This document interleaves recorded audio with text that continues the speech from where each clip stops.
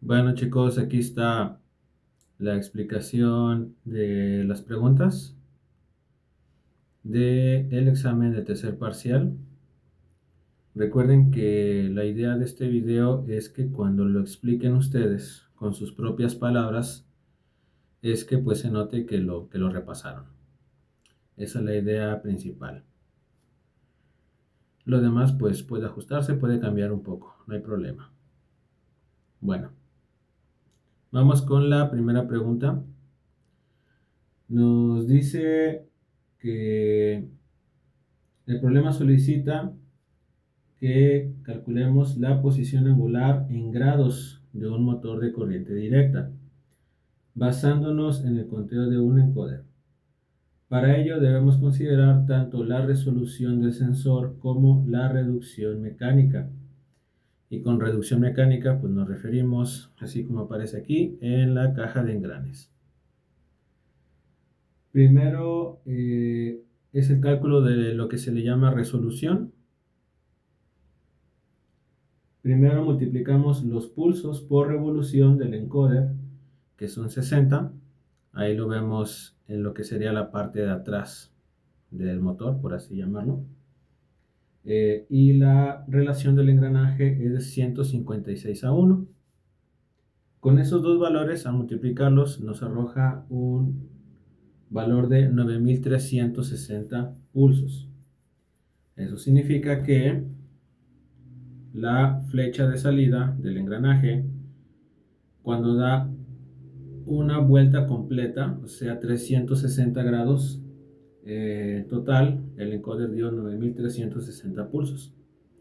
Es por eso que podemos establecer la relación matemática de que 9360 pulsos equivale a 360 grados. Viéndolo de manera matemática, esto es lo que se ocupa.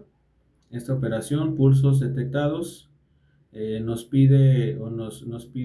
menciona el problema que en el caso de que se detecten 4580 pulsos, que lo convirtamos a grados, se multiplica por 360, se divide entre 9360, es una regla de 3 simple, y aproximadamente nos arroja 176 grados.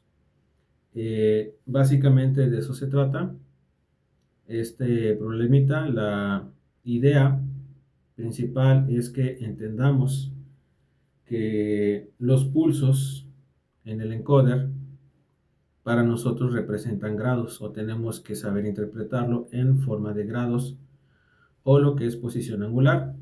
Quizás utilizo la frase posición angular porque para medir la posición angular no solamente se utilizan los grados.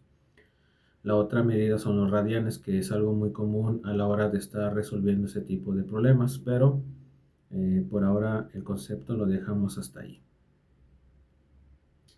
Entonces, en resumen, 4580 pulsos equivale a un giro de 176 grados, ya en valor cerrado. Hasta ahí queda la pregunta 1. La pregunta número 2 nos pide que dibujemos un diagrama de bloques del control PID para este caso de un motor de corriente directa, o sea, totalmente relacionado con lo que estuvimos viendo en la pregunta 1 y con lo que estuvimos viendo en clase.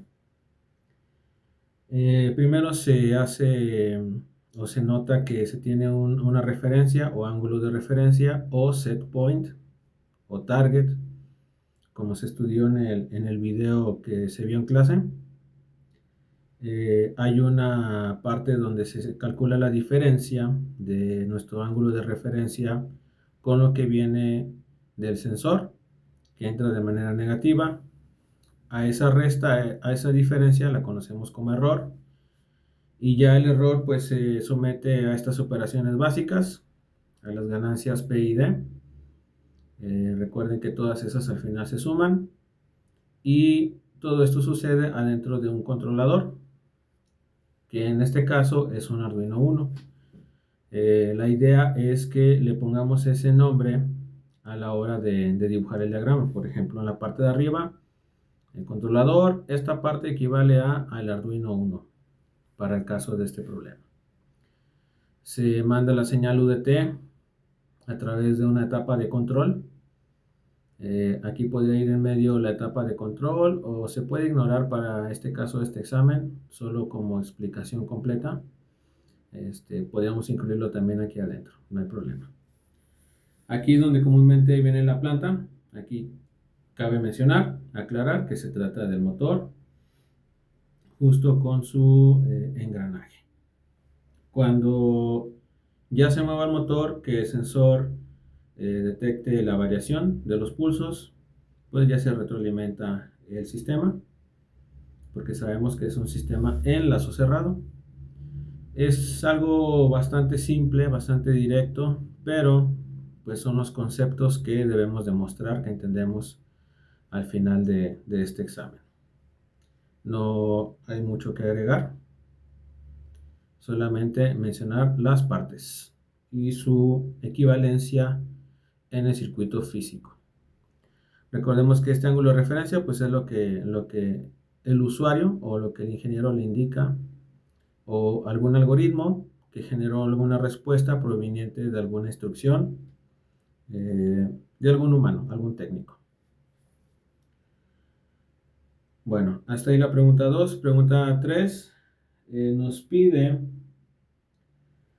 el algoritmo para la detección de pulsos. Dado que el encoder entrega dos señales desfasadas A y B, podemos determinar no solo el movimiento, sino también el sentido de giro mediante la técnica de decodificación en cuadratura. Aquí viene un diagrama de flujo bastante simple de cómo se puede interpretar la función básica de ese algoritmo. Sabemos que aquí viene incluido el concepto de interrupción externa. La idea es que aquí podemos observar el código principal, el que equivale al while loop en el caso del Arduino. Durante el while loop, en algún instante, en algún lugar, se le tiene que mandar a llamar a la función para conteo de pulsos. Ahorita les voy a mostrar un código donde se envía a través del puerto serial los resultados del encoder. En el caso de este código, espera 100 milisegundos y se está repitiendo. Cuando se mandan a leer los pulsos, sabemos que esto se interrumpe, literalmente se detiene el código y se va hacia...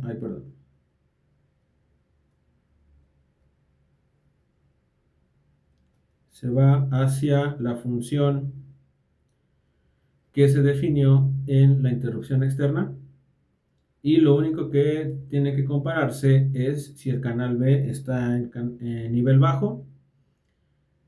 En el caso de que esté bajo, a los pulsos se le resta una unidad y se acaba la interrupción o la rutina de interrupción y regresa al código principal en el último paso donde se quedó. Si en algún momento ocurre otra interrupción externa, pues de nuevo se revisa el estado del canal B. Si es distinto de nivel bajo, pues se le suma y se termina. Bueno, como vemos ahorita, el código es este de aquí. Se define canal A y canal B en el pin 2 y 3. Sabemos que esos son los pines o los únicos pines de interrupción externa en el Arduino Uno. A veces este paso no hace falta, pero el código lo especifica para que quede claro. Canal A y canal B van a ser entradas, porque son esos pulsos que provienen del encoder. Se inicia el puerto serial y aquí es donde se especifica qué tipo de interrupción externa vamos a tener. Primero el nombre que se necesita para poder mandar a llamar la rutina, o para definir, mejor dicho, cómo va a funcionar nuestro encoder, nuestra interrupción. Aquí se le especifica que en el canal A va a estar la referencia. La función se va a llamar leer encoder y utiliza el caso de la señal en rising cuando cambia de 0 a 1. Aquí está el while loop. Como solamente nos interesa ahorita lo que es el encoder, no aparece el resto del algoritmo de control PID. Aquí se hace la aclaración que solamente necesitamos hablar en este código o hacer el código en lo que respecta a lo más básico del encoder. Se manda a llamar la variable donde están los pulsos, y cuando ocurra el rising se ejecuta la función, se revisa el estado del canal B y se suma o se resta la variable según sea el caso. Aquí yo agregué una diapositiva para verlo un poquito como diagrama de flujo, pero dije más poquito, más o menos. ¿Qué es lo que ocurre primero? Para que quede, digamos, como en otro estilo visual, la definición de los pines, canal 2 y canal 3. A ver, se me olvidó esto.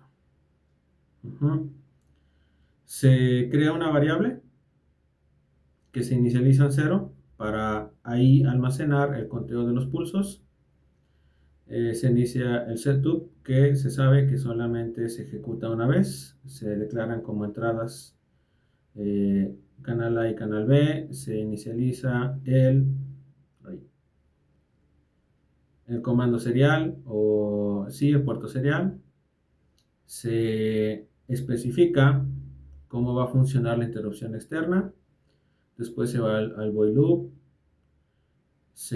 Aquí ya es opcional esto, nada más se manda a imprimir en el monitor serial cuánto es lo que se ha detectado hasta el momento. Primero un mensaje como para indicar o para darnos cuenta cuando esté corriendo el puerto, el monitor serial, que el código está corriendo correctamente. Se imprime la variable, se espera 100 milisegundos. Aquí se aclara que esos 100 milisegundos obviamente no aparecen en el código completo del PID. Sabemos que el delay no funciona o no es compatible a la hora de utilizar interrupciones externas. Abajo del código aparece la función para mandar a llamar el resultado del conteo de pulsos. Este diagrama es muy simple, solamente lo que hice fue separar las líneas de código, algunas que son muy obvias las ignoré, pero quiero que se vea ese caminito, cómo todo va fluyendo. Esa es la idea. Simplemente como una forma alterna o una forma personal de cómo se puede interpretar lo que está sucediendo en esta función del encoder. Solamente como eso. Aquí ya ustedes pueden recurrir a algún otro tipo de diagrama. Y bueno, hasta aquí se termina la explicación. Es algo bastante directo. Recuerden que lo ideal es que a la hora de que me lo expliquen, pues se note que lo repasaron, que lo estuvieron estudiando un poco. Yo le puse un par de imágenes con IA, pueden ayudarse de la IA, no hay problema. No está prohibido, solamente con que sepan bien lo que hacen. Y bueno, ahí les paso el enlace y cualquier duda me avisan, por favor. Hasta aquí llegó la explicación.